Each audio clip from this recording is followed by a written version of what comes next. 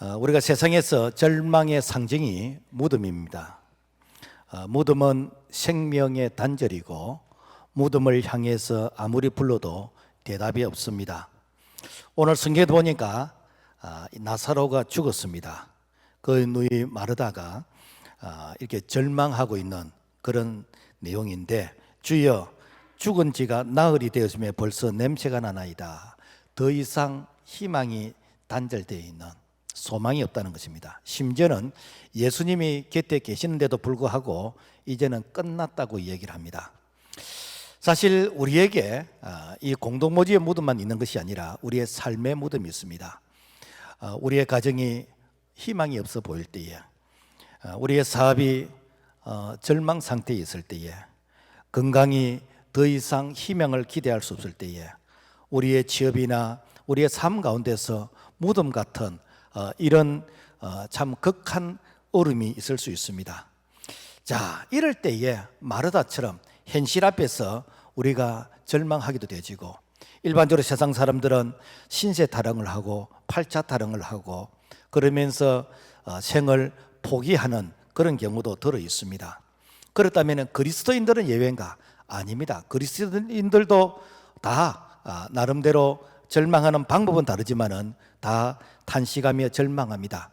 예수 믿어도 별 수 없다 그러고, 교회 다녀도 뭐 소용없네 그러고, 뭐 11조 했는데 축복이 어디 있냐 그러고, 그리고 참 힘들고 어려울 때 기도하면 하나님이 들어주신다고 했는데 하나님이 어디 들어주시냐고 이렇게 항변할 수도 있는 것이고, 태산 같은 문제가 있어도 계좌치만한 믿음만 있으면은 이 산이 들려서 바다에 던지오라 하면은 그대로 된다고 했는데 왜 내 기도는 안 들으시고 여전히 문제는 그대로 있는지, 뿐만 아니라 11조 하면은 복을 쌓을 곳이 없도록 부어주신다고 했는데 부어주시기는커녕 빚만 지고 있는 이런 현실 앞에서 오늘 우리는 절망하게 되어집니다. 자, 그렇다면 도대체 뭐 성경이 잘못됐다는 거예요. 그러면은 내가 기도 안 했냐는 거예요. 내가 그러면 신앙생활 안 했냐는 거예요. 도대체 뭐가 문제냐는 거예요. 내가 가르치는 대로 했다는 거예요. 그런데 현실은 그야말로 절망 상태에 있다는 거예요.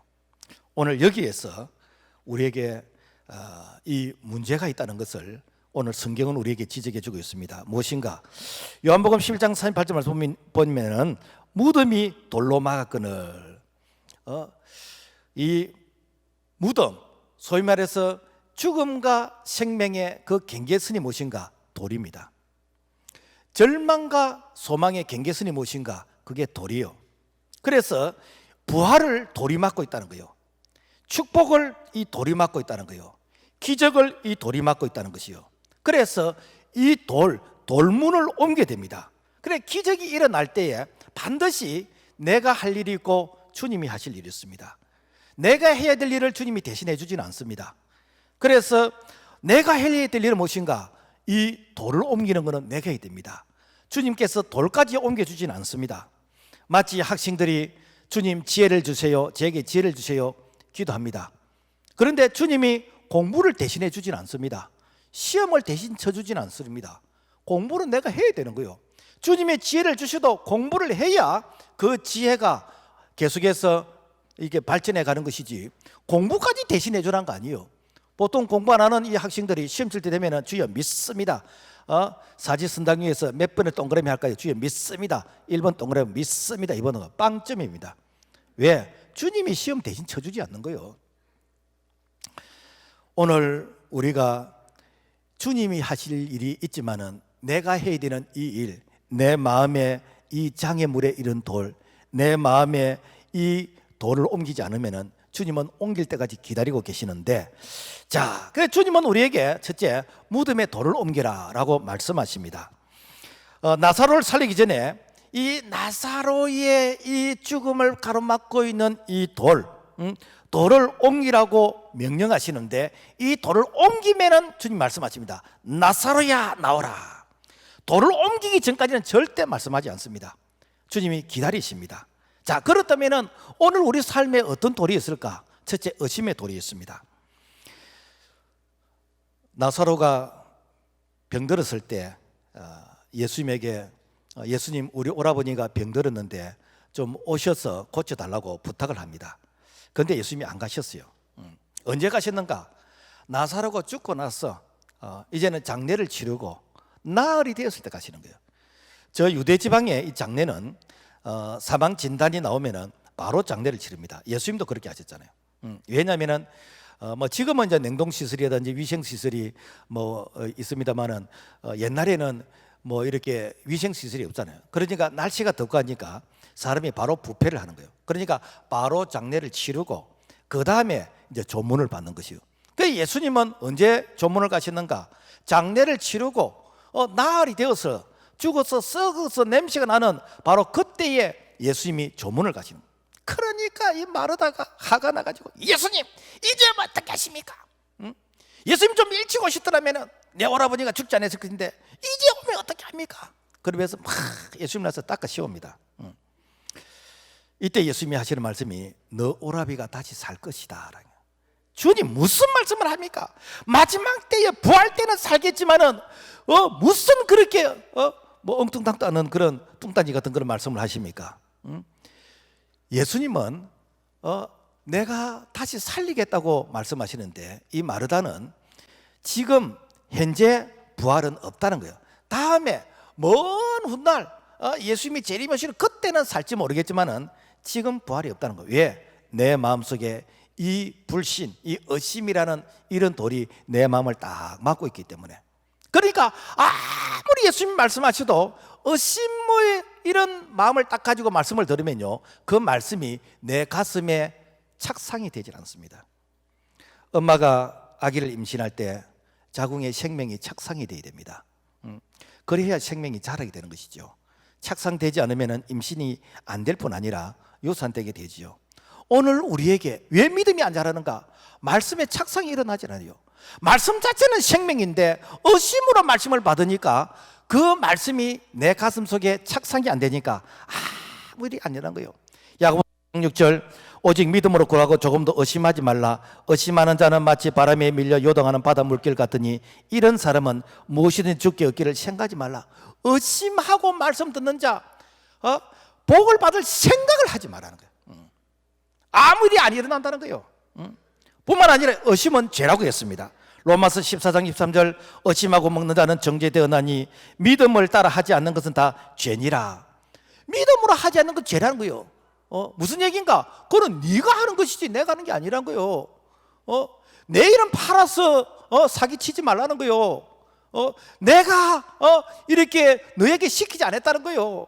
그러니까 오늘날 자기가 하면서 마치 뭐 주님이 안 도와주시는 것처럼 여러분 아닙니다.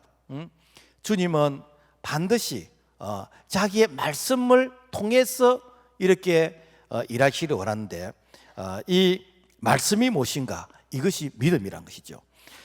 도마가 부활하신 예수님을 이 제자들 속에서 같이 만나지 못했어요. 그래서 나는 부활하신 예수님 절대로 못 믿겠다. 내가 직접 손에 못 잡고 허리에 창자국을 내가 확인하기 전까지는 나는 못 믿겠다 라고 하면서 예수님의 부활에 대해서 의심을 했습니다. 이때 예수님께서 이 도마를 위해서 이렇게 부활하신 예수님께서 찾아가셔서 만나주시면서 자 도마야 내 손에 못 자국 한번 봐라. 허리에 창자국 한번 봐라. 그러면서 이 도마가 이 손에 못 잡고 허리에 창자국을 보면서 나의 주 나의 하나님만 하면서 이 신앙의 고백을 합니다. 이때 예수님이 너는 보고 믿느냐 보지 않고 믿는 자가 복되다. 그럼 보지 않고 믿는다는 게 무엇인가? 예수님 부활하시다는 말 네 들었잖아. 들었으면 믿어야지. 네가 왜 의심했느냐? 오늘 우리가 예수님 안 봤잖아요. 오늘 우리가 아브라함 안 받았잖아요. 그분이 하신 말씀을 오늘 우리가 들었다면 그 말씀을 믿으라는 것이요. 그래서 믿음은 들음에서 나고 들음은 그리스도의 말씀으로 말미암는다라고 했습니다. 그래서 그분의 말씀을 내가 꿀꺽 삼킬 때에 이때에 믿음의 역사가 일어나는 것인데 내가 그 말씀에 대해서 내가 의심을 하고 앉아있으면 여러분 여기 백날 앉아있어도 믿음 안 자랍니다. 전혀 내하고 믿음하고 상관없습니다. 말씀에 착상이 일어나지 않습니다. 오늘 우리에게 말씀에 착상이 일어나기 위해서 이 말씀을 아멘으로 받으면 믿음의 역사가 생명의 역사가 일어난 줄로 믿습니다. 그 다음에는 두루미의 돌을 옮기라라는 것이죠. 예수님의 이 죽음 앞에서 예수님의 제자들은 두려워서 다 도망가고, 심지어는 마가다락방에서 부들부들 떨면서 도망갈 그런 궁리하고 있었습니다. 이때에 막달라 마리아와 이 다른 마리아가 예수님의 무덤을 찾아갑니다. 예수님의 무덤을 찾아가면서 그들이 두려워합니다. 와, 우리가 지금 무덤을 가고 있는데 혹시 이렇게 우리가 예수님의 무덤을 찾는다는 이 사실을 알고 로마 군인들이 우리를 예수님처럼 죽이면 어떻게 하지? 우리에게 어떤 그 고통을 주면 어떻게 하지? 이런저런 생각들 뿐만 아니라 누가 그 큰 돌문을 옮기지? 이런 생각들. 그래서 이 그 무서움, 이 두려운 그런 마음을 가지고 무덤을 찾아갔는데 가보니까 무덤 문이 열려가 있어요. 이게 어떻게 된 거냐는 거예요. 그래서 천사가 이런 말을 합니다. 너희는 무서워하지 말라. 그가 말씀하시던 대로 살아나셨느니라. 그 여자들이 무서움과 큰 기쁨으로 빨리 무덤을 떠나 제자들에게 알리려고 다름질할세. 자, 무덤을 찾은 그 여자들의 마음이 무엇인가? 그들에게 무서움과 두려움이 있었다는 거예요. 그래서 천사가 뭐란가? 무서워하지 말라, 두려워하지 말라. 너희가 부활하신 예수님을 찾는 줄 내가 안다. 그러면서 어떻게 하는가? 이 여인들에게 이제는 평강 있기를 원하는 거예요. 왜 그런가? 이 여인들은 예수님 부활하시다는 이 사실을 빨리 전해야 돼요. 전해야 되는데 내 마음속에 이 두려움과 무서움이 있으면 전할 수가 없습니다. 오늘 우리가 전도를 할 때 내가 두려움이 있고 무서움이 있으면 전할 수 없습니다. 그래서 예수님은 부활하시고 제자들에게 다른 말씀 안 하셨어. 책임 추궁을 하거나 따지거나 이런 말씀 안 하셨어. 예수님께서 너에게 평강이 있을지어다. 예수님께서는 평강을 주셨습니다. 그러면서 예수님께서는 두려워하는 그런 마음 가운데 예수님께서 이렇게 사명을 주시는 것입니다. 왜 그런가? 이 두려움이 있으면요 절대로 부활의 능력을 내가 경험하지 못하기 때문에. 민수기 13장에 보면은 이스라엘 백성들이 출애굽을 했습니다. 그들의 목적지는 가나안 땅입니다. 그래서 가나안 땅을 가야 되는데 이 먼저 12명의 각 지파별로 이제 대표를 한 명씩 선발해 가지고 이 12지파 각 한 명씩에서 12명을 이제는 가나안 땅에 정탐꾼으로 보냅니다. 그들이 40일 동안 샅샅이 뒤지면서 정탐을 하고 돌아왔습니다. 돌아왔는데 여호수아 갈렙 이 두 명은 이야, 과연 적과 꿀이 흐르는 땅이더라. 이야, 정말 참으로 좋은 땅이다. 여호와께서 우리에게 주신 땅이다. 올라가서 지하자. 그러면서 그 땅을 향해서 축복하고 하나님께서 주신 땅이기 때문에 우리가 올라가서 지하면 된다라는 믿음의 말을 했습니다. 그런데 10명의 이 정탐꾼은 갔다 와서 뭘 봤는가? 좋은 걸 본 게 아니라 두려움을 봤어요. 이야, 가서 봤는데 원주민들이 키가 그야말로 막 거인이라. 그래서 안악작손, 그때 당시 좀 거인 키가 아주 큰 그 거인들이 있었습니다. 그래서 이야, 안악작손을 봤는데 거기에 비하면 우리는 메뚜기 같다. 가서 죽느니 차라리 여기서 죽는 게 더 낫다. 여기서 죽느니 우리가 옛날에 자유는 없었지만은 애굽 땅에서 등 따시고 배불렀는데 애굽으로 다시 돌아가자라고 하면서 그들이 두려움에 쌓였습니다. 그래서 이 두려움의 이 보고를 들었던 이스라엘 백성들이 같이 두려워합니다. 그러면서 되는가? 가보지도 않은 사람들이 한 200만 명이 그 두려운 얘기를 듣고 같이 통곡하면서 그러면서 모세를 원망하고 우리가 지도자를 세워서 애굽으로 다시 돌아가자고 그랬습니다.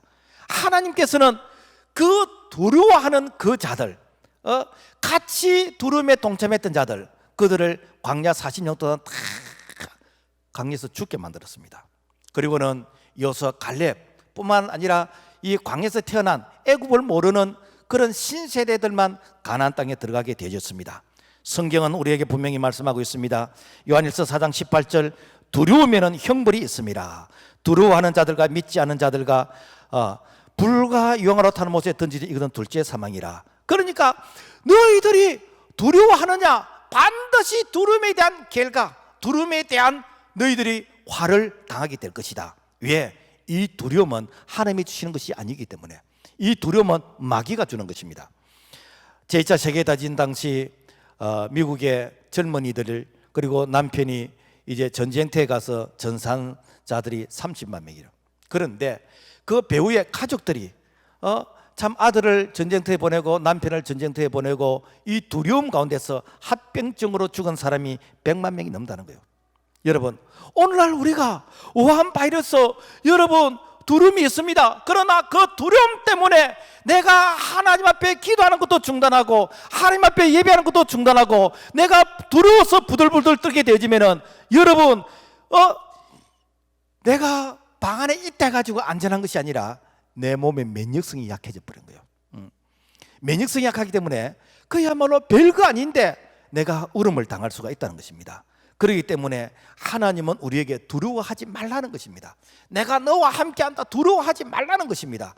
그래서 우리는 안 하는 것을 자꾸 찾는 것이 아니라 내가 어떻게 해야 되는가라는 것을 찾는 것이 바로 우리가 두려움을 극복할 수 있는 건데, 우리가 성경 욥기에서 보면은요, 이 욥은 참 하나님께서 인정하시는 동방의 의인이요, 내 사랑하는 욥을 네가 이렇게 주의 있게 봤느냐라고 하면서 하나님이 욥을 인정하시요.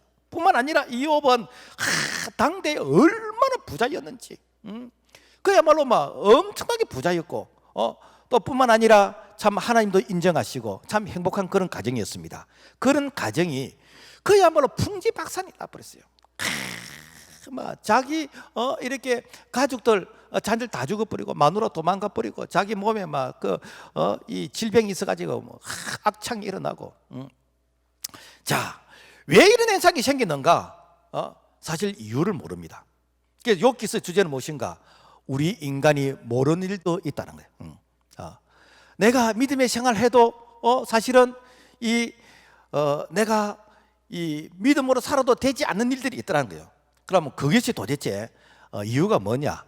딱 한 가지는 분명하게 기록이 되어 있는데, 욥기 3장 25절 말씀 보면은 내가 두려워하는 그것이 내게 임하고 내가 무서워하는 그것이 내 몸에 미치구나. 뭐냐면은 내가 지금 너무너무 행복한데 우리 가정 불행해지면 어떻게 하지?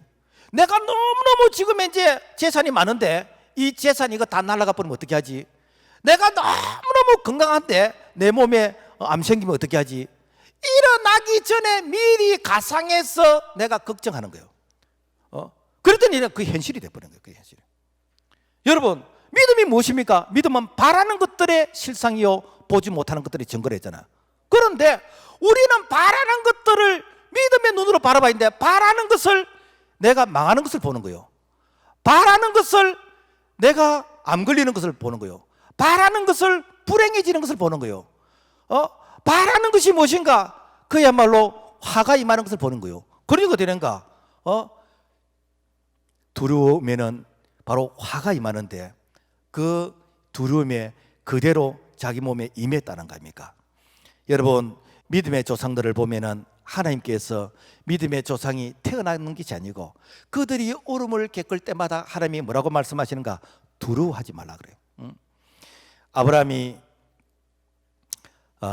이제 본토 친척 아비 집을 떠나 이제 약속의 땅으로 가게 되는데 조카 롯을 데리고 갑니다.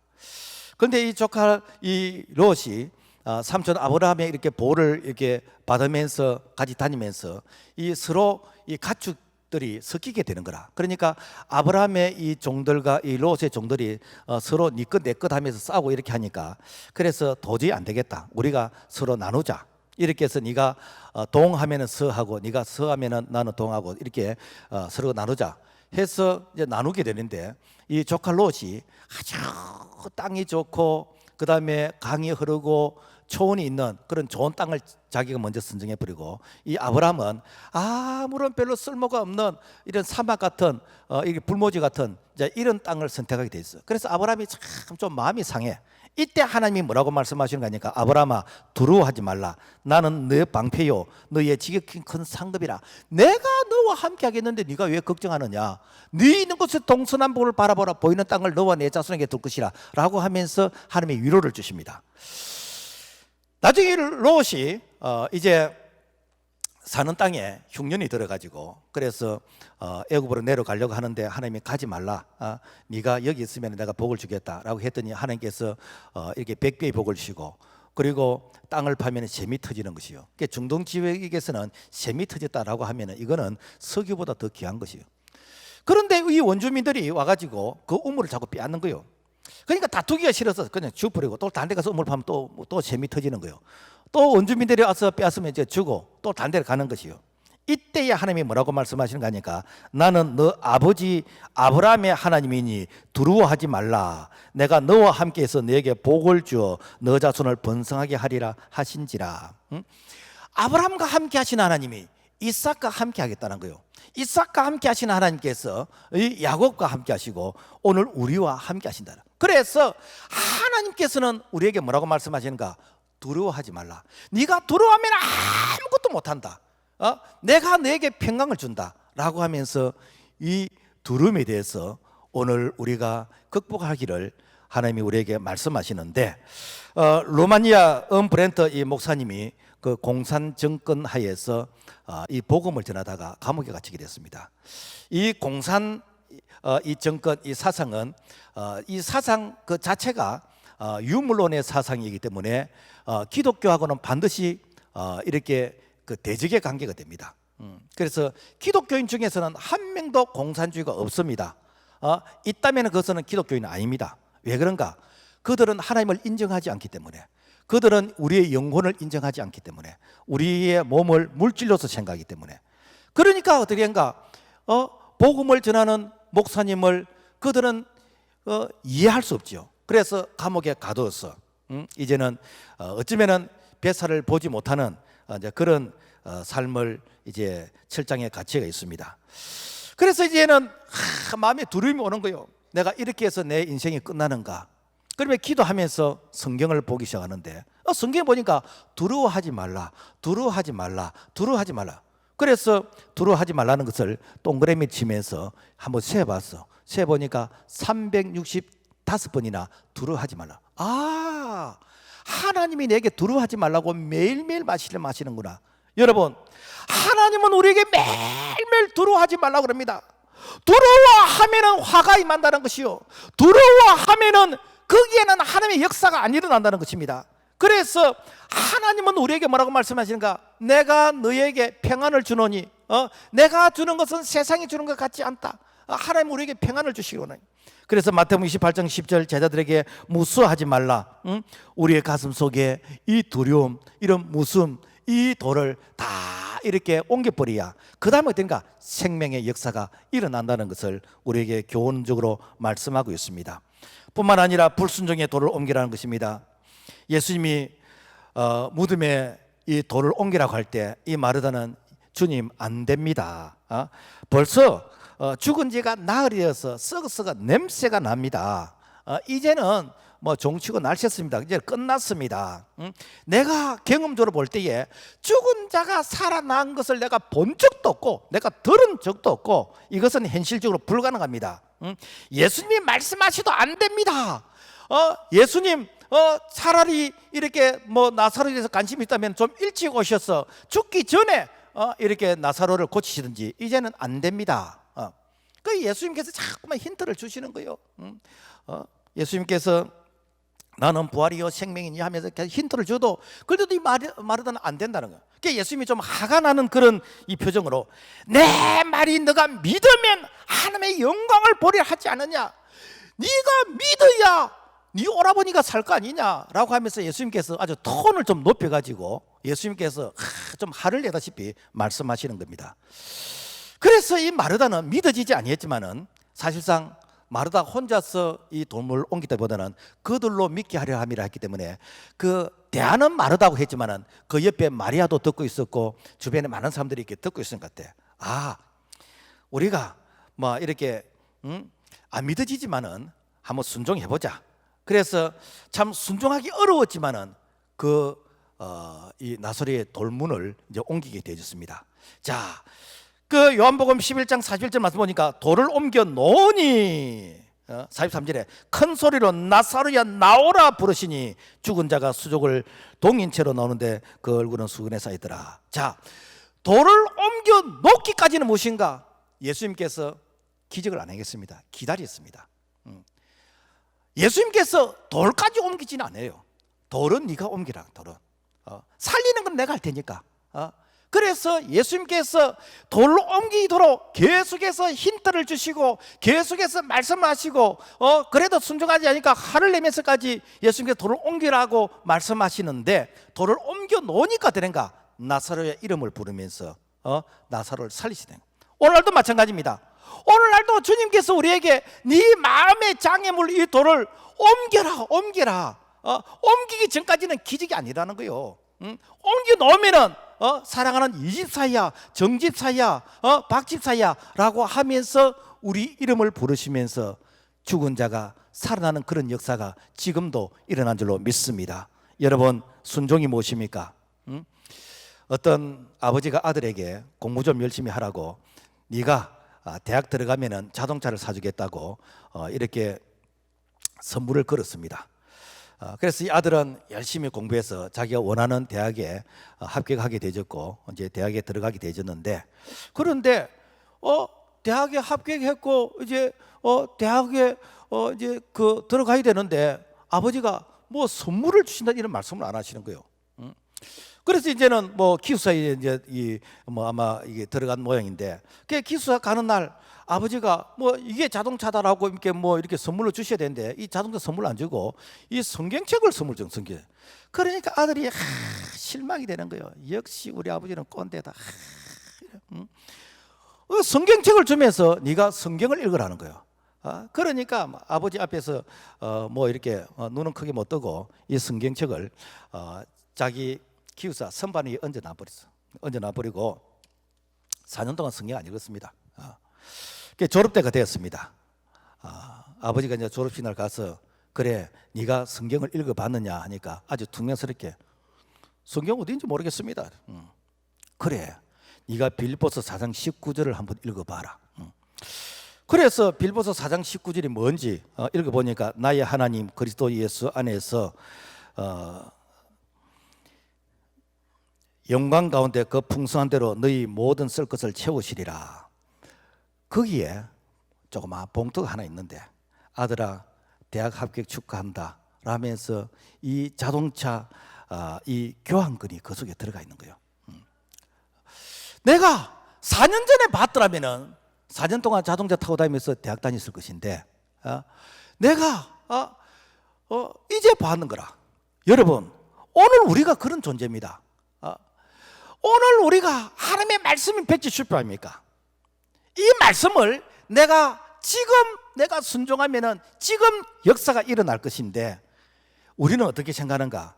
순종하기 좋은 것은 순종하고 부담되는 것은 순종하지 않잖아요.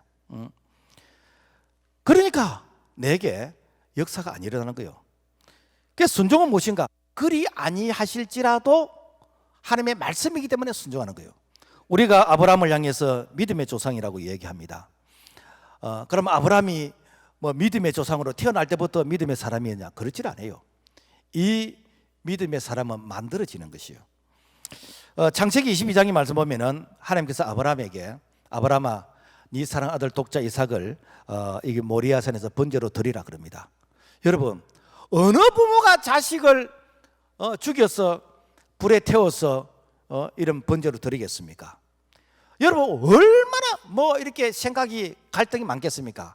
주실 때는 언제고 또 왜 아들을 또 이렇게 죽이라 그럽니까? 왜 아들을 또 이렇게 데려가시라 그럽니까? 뭐 차라리 나를 데려가 달라고 하면서 얼마든지 참 하나님 앞에서 이렇게 투정을 부릴 수 있는데, 그런데 아브라함은 어땠는가? 아침에 일찍 일어나서, 그러니까 적시 순종해. 적시 사흘 길인 것이요. 내가 참 가면서 갈등이 생기는 거예요. 그런데도 불구하고 어떻게 되는가? 내가 끝까지 순종하는 것이요. 그리고 어떻게 되는가? 마지막 순간 그 아들을 칼로 내리치면 죽게 되는데 그 마지막 순간까지 이제 1초의 순간까지 아브라함이 순종하는 거예요. 이게 무엇인가? 바로 열매 맺을 때까지 순종하네요. 그랬더니 하나님께서 아브라함아 네 사랑 아들 독자 이삭에게 손을 대지 말라. 네가 이제야 나를 사는 줄 내가 알아노라 라고 하면서 아브라함의 눈에 영안을 딱 열어줘서 딱 보니까 이미 수양의 숯불에 딱 이게 예비되어 있더라는 거예요. 아, 하나님께서 이미 다 예비해 놓고 나를 테스트했네. 그 다음부터는가 아브라함이 믿음의 테스트에서 합격했어. 그래서 너희들 믿음으로 복을 받고 싶느냐? 아브라함을 봐라. 너희들 축복받고 싶으냐? 아브라함을 봐라. 아브라함은 바로 믿음의 조상이니라 라고 하면서 이 아브라함이 오늘 우리의 믿음의 샘플 모델이 된 것입니다. 여러분, 순종은 믿음의 결과를 가져옵니다. 히브리서 11장 6절 믿음이 없이는 하나님을 기쁘시게 하지 못하나니 하나님께 나아가는 자는 반드시 그가 계신 것과 또한 그가 자기를 찾는 자들에게 상 주시는 자 있음을 믿어야 할지니라. 그래서 믿음으로 순종하면 반드시 하나님 보상이 있다는 거예요. 내가 믿음을 하지 않으니까 보상이 없는 것이요.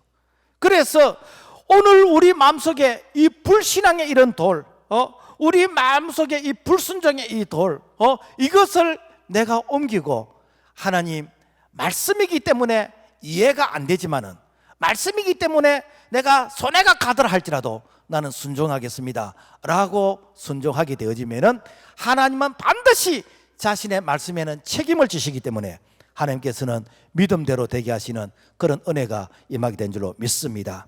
그 다음에는 죄악의 돌을 옮기라는 것이죠. 여러분, 죄는 관계를 단절시킵니다. 이사야 59장 2절의 말씀 보면은 오직 너희 죄악이 너희와 너희 사이 하나님 사이를 갈라놓았고 너희 죄가 그의 얼굴을 가려서 너희에게서 듣지 않으시게 함이라. 그래서 이 죄가 들어가는 곳마다 어떠한가? 관계를 단절시켜요. 하나님과의 관계를 단절시키고 그야말로 이 부부의 관계를 단절시키고 교우와의 관계를 단절시키고 목사와의 관계를 단절시키고 그러면서 이 죄가 들어가는 곳마다 관계를 단절시켜요. 이건 단절되면 어떻게 되는가? 소통이 안 되는 거예요. 소통. 성령의 역사가 없습니다. 우리가 예배당에 지금 이제 이게 불이 오지요. 전등불이 옵니다. 이 전선에 전류가 흐르기 때문에 그렇기 때문에 이렇게 불이 오는 것입니다. 그런데 누가 전선을 이렇게 절단을 시켰다. 아무리 스위치 올려도 불이 안 옵니다. 뭐 이렇게 동력 모터가 안 돌아갑니다. 왜? 이게 절단되어 있기 때문에. 하나님과의 관계가 절단되어 있으면요, 아무리 이름을 부르짖어도 하나님께서 응답하시지 않습니다. 그래서 이 끊어진 이 관계를 다시 연결, 회복시켜야 그래야 기도 응답이 이루어지는데, 그런데 이 죄는요 관계만 단절시키는 게 아니라 이 죄는 담을 쌓게 만들어요. 에베소서 2장 14절 원수된 것 곧 중간에 막힌 담을 자기 육체로 오시고, 그러니까 죄가 들어가면은 관계만 단절시킨 게 아니라 서로의 이 담을 쌓아가지고 벽을 만들어 버려요. 그래서 서로의 이렇게 소통이 안 되게끔 그래서 오해의 담을 쌓게 되는 것이고, 감정의 담을 쌓게 되는 것이고, 미움의 담을 쌓게 되는 것이고, 지역 간의 담을 쌓게 되는 것이고, 정치 간의 담을 쌓는 것이고, 그러면서 뭐 이렇게 막 다양한 이렇게 담을 쌓는 것이요. 소위 말해서 이 편가르게 이게 되게 됩니다. 그래서 네 편 내 편 하면서, 여러분 죄가 있는 곳마다 이렇게 관계를 단절시키고 이렇게 편가르기를 하면서 담을 쌓는 이것이 무엇입니까? 바로 우리 속에 이 죄의 바로 이 돌이 바로 그렇게 한다는 것이죠. 여러분, 왜 기도 응답이 안 되지요? 왜 우리에게 축복이 없지요? 왜 우리에게 성령 충만이 없습니까? 딱 이유는 하나입니다. 이 죄가 관계를 단절시켰고 이 죄가 담을 쌓아놨기 때문에.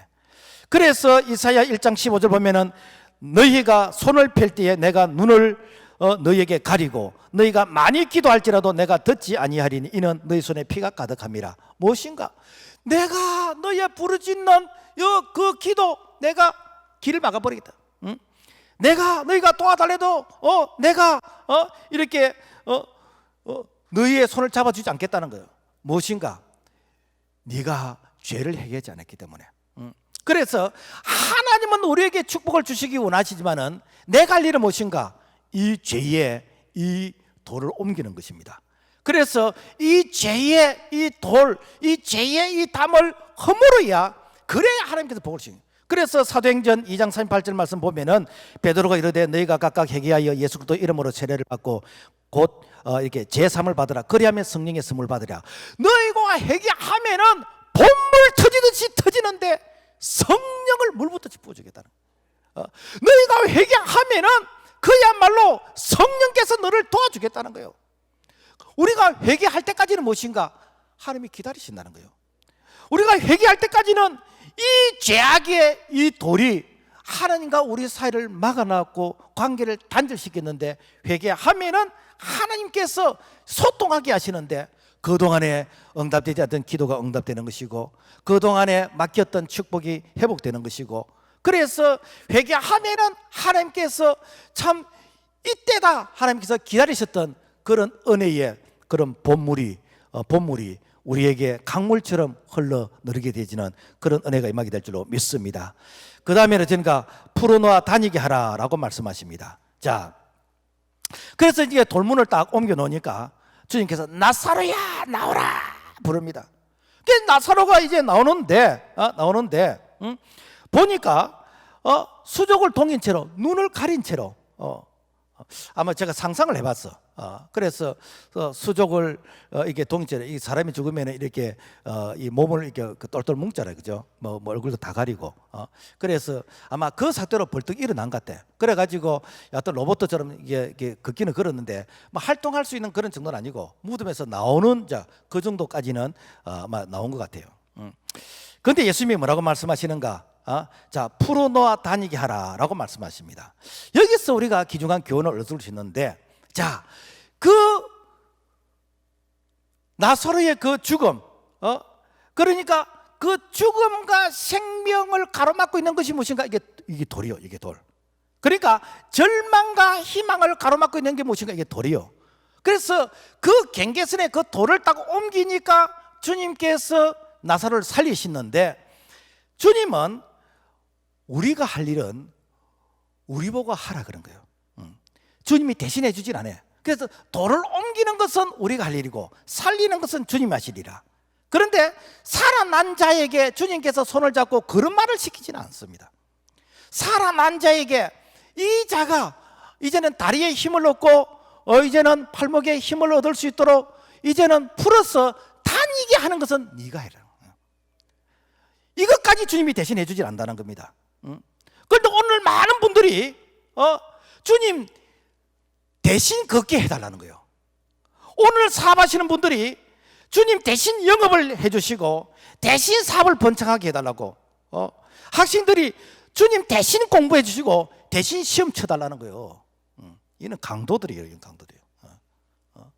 여러분, 주님께서 우리에게 은혜를 주시고 그 다음에 어디든가 우리가 가서 전하고 우리가 가서 해야 됩니다. 이거는 우리가 할 일입니다.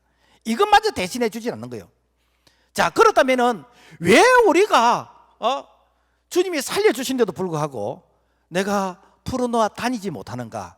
내가 적극적인 그런 이 활동이 안 되는가? 그 이유가 있습니다. 그건 뭔가 하면은 히브리서 12장 1절 말씀 보면은 이러므로 모든 무거운 것과 얽매기 쉬운 죄를 벗어버리고 인내로서 우리 앞에 당한 경주를 하며 믿음의 주요 또 온전케 하신 예수를 바라보자. 뭐가 묶여있다는 묶여있어요. 묶여있어요. 그러니까 오늘 우리가 신앙생활 하는데, 믿음의 생활 하는데 우리의 발목을 잡고 있는, 우리를 묶고 있는 게 너무 많아. 이게 무엇입니까? 여러분, 이게 불신앙 아닙니까? 이게 미움이고 이게 불순종인 것이고 이게 탐욕이고 이게 음란인 것이고 이게 게으름인 것이고 이게 음주인 것이고 이게 방탕한 생활인 것이고, 내가 믿음의 생활을 바르게 하려고 하는데 나를 묶고 있는 이런 결박들, 나의 눈을 가리고 있는 이런 이 세상 것들이 나를 풀어놓아 다니지 못하도록 하는 이런 현상 아닙니까? 그래서 이거는 내가 해야 돼. 이거는 내가 풀고 내가 걷는 거, 이거는 내가 해야 돼. 이것까지도 주님이 대신해 주진 않습니다. 그래서 내가 나를 묶고 있는 이 결박을 내가 풀고 그러면 어떠는가? 그때부터 주님께서 내가 너와 함께 하리라 라면서 끌어주시고 밀어주시고 도와주시지, 내가 어지러 걷는 거 이것까지 주님께서 대신해 주질 않습니다. 그러니까 어떠는가? 기도만 하고 안전병인 거지요. 기도는 했는데 벙어리요. 내가 교회 다니면서 이것도 못해 저것도 못해 아무것도 못하는 그러면 못된 신앙이에요. 왜 그런가? 내가 할 일을 안 하는 거예요. 그러면서 뭐라고 하는가? 주님의 뜻이면은 뭐 어떻게 될까요? 주님의 뜻이지만은 당신이 해야 되는 거예요. 주님의 뜻이지만은 네가 할 일은 네가 하라는 것이요. 그걸 할 때 역사가 일어나는 것입니다. 말씀을 맺겠습니다. 오늘 우리에게 돌이 바로 경계선입니다. 죽음과 생명의 경계선인 것이고, 저주와 축복의 경계선인 것이고, 절망과 희망의 경계선입니다. 우리에게는 다 돌이 있습니다. 이 돌문이 있습니다. 이 돌이 뭐 몇 개 되는 사람도 있겠지만은 뭐 수십 개 되는 사람도 아니겠습니까? 주님께서 말씀하실 때마다 내가 돌문을 열어야 됩니다. 그러면 주님이 말하십니다.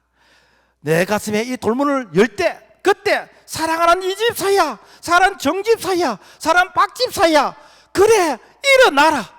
그래 너에게 축복이 있을지어다. 그래서 너에게 치유가 있을지어다. 그래 아무개 집사야, 내가 너와 함께한다. 그래서 무덤에서 나오라 라고 말씀하시는 그런 은혜를 우리 모두가 경험할 수 있기를 주님의 이름으로 축복합니다. 주님 감사합니다. 주님께서는 지금도 우리를 살리시기를 원하시고, 우리를 축복하시기를 원하시고, 우리에게 은혜 베푸시기를 원하는데, 오늘 우리에게 참 돌이 너무나 많습니다. 돌문이 너무나 많습니다.